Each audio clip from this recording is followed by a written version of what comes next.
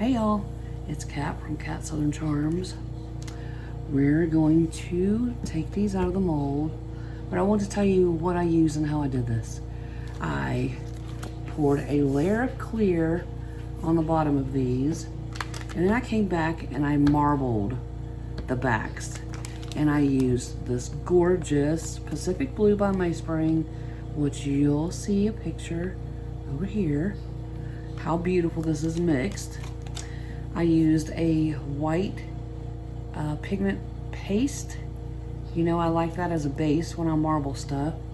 And I also used Let's Resin's gold metallic powder.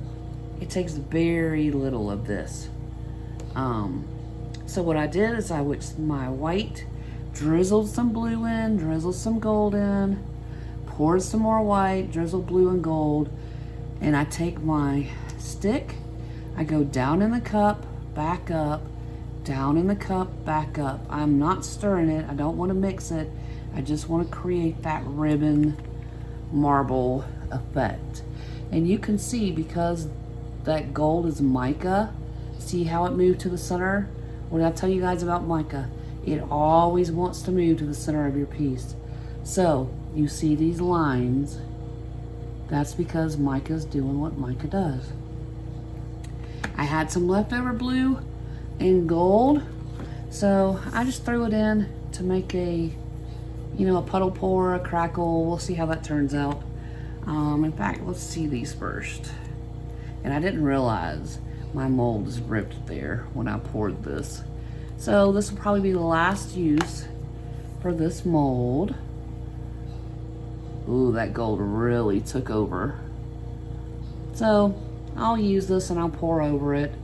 I'll do something with it because that's a lot of gold. So that's what I mean. You got to be very careful with your gold. It doesn't take very much powder at all, and it doesn't take very much in your pieces because gold will take over, as you can tell. All right, so put that aside. Let's see this one, and I expect this to be the same. Get out of there. All right, yep. Look at that, y'all. That did not fly. Ooh, try to run away. See that? I don't know, there's some pretty cool effects there. I like how this is up here, but again, gold just eats everything up and takes over. So keep that in mind. If you want to do a puddle pour and you want to use a gold, very, very little. I would probably say just a dime size in your piece, or it's going to take everything over. All right, so those were just extras, no big deal. Let's take a peek at our, and of course I'll have to color the dots in, but you see, I did a clear layer, and then I put the white marble as the back. These are beautiful. And I don't know if I'm gonna do, I don't know, I might use silver for the dots. I'll get silver and gold and I'll put them in there and I'll see what I like best. And at the end of the video, I'll show you the final product. Let's pop a few more out. And I'll have to do some trimming. In fact, let me show you. I have good fabric scissors that I keep. Look at that, done. Very easy to trim these off. Just get a pair of good fabric scissors. See, there. Now I don't have to sand it. I don't have to do anything. It's good. Just by using some good, invest in some good fabric scissors. There's your pro tip for this video, because you know I like to include those. But what do you think? Do you like these? Again, you can see a clear layer, and then I put my backing on. That's going to allow my dots to stand out more and not get lost on this back color. So I'm going to finish popping these out, and we'll get them trimmed up, get the dots done, and I'll show you that when I get that finished. You can see them all. So hang tight. While we're doing this, y'all, YouTube told me that 75% of y'all have not subscribed. You watch the videos, but you don't hit the subscribe button. That's free, y'all, and it helps other beginners find these videos so they too can learn all these little tips and tricks and make their resin journey less anxious. And it helps them learn all the tricks to avoid wasting resin too. So while I'm finishing this up, you go run, hurry, click the subscribe button, click the like button, and I'll see you in a few. Hey y'all, I wanted to show you real quick. To do my dots, I am using Let's Resin's chrome metallic pens, and I decided, well, it ran away.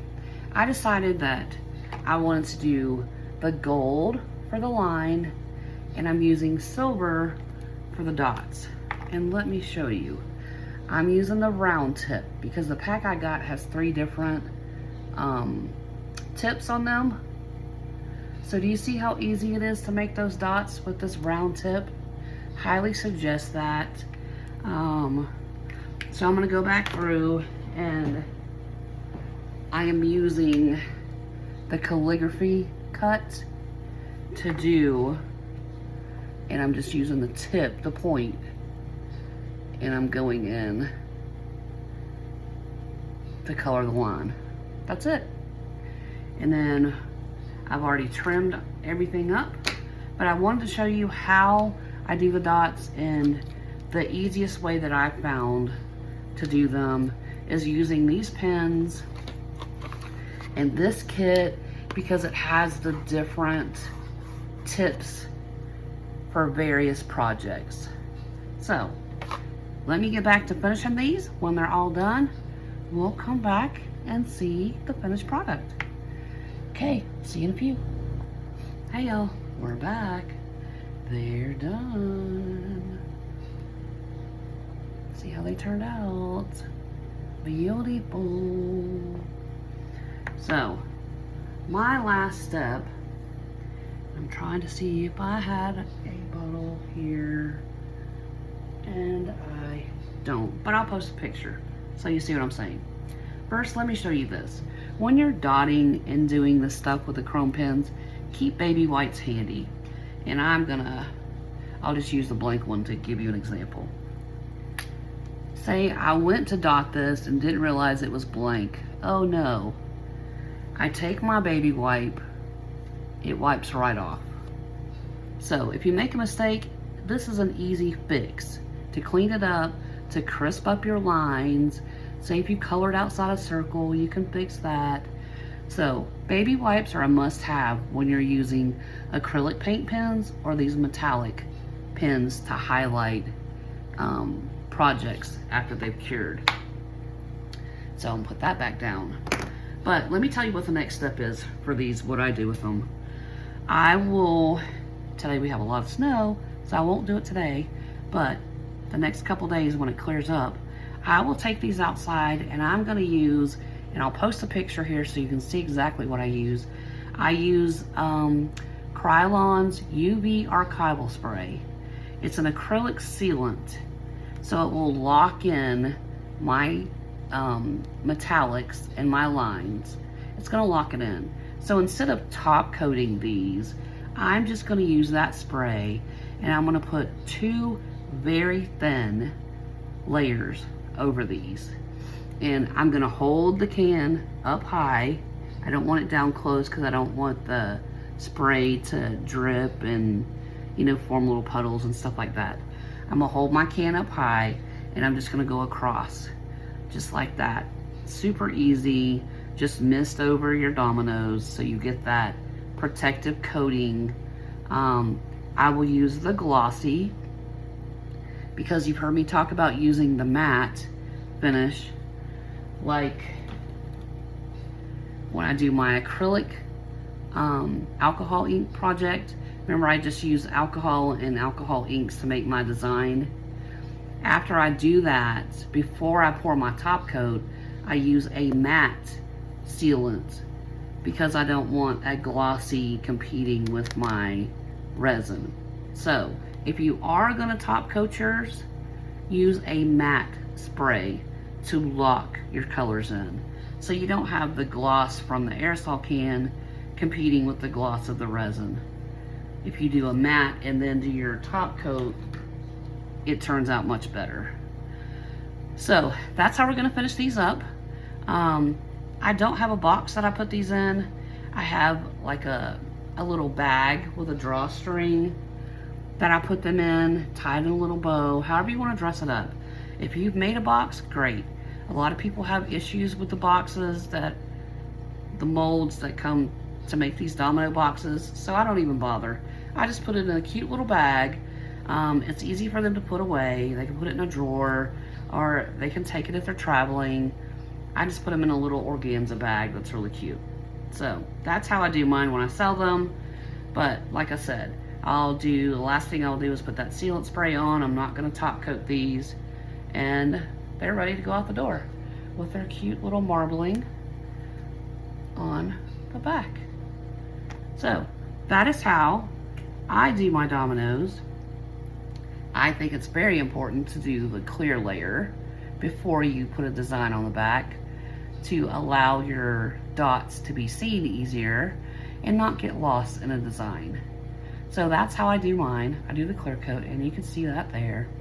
And then pour my design after that has cured. I hope you learned something. Remember what our pro tip was. Invest in good fabric scissors. Very easy to trim these dominoes or anything that you pour coasters, whatever. It's very easy to trim that excess resin with a good fabric scissor. So that's a pro tip for this one. But I hope you learned something. I hope you enjoyed it, and I hope it gives you the confidence to go try this yourself. You can do it.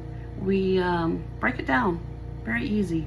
My goal is to really help beginners have confidence to try new techniques and new things without being afraid of failure. So I hope you enjoyed this video. We have some really fun stuff coming up. I'm gonna go into some more higher end things like I do with canvases, things like that. So make sure that you do all the YouTube things, you subscribe, you like, and share this so other beginners can, learn step by step how to do these and have more confidence in trying them. But until next time, guys, happy arting. Ta-ta for now.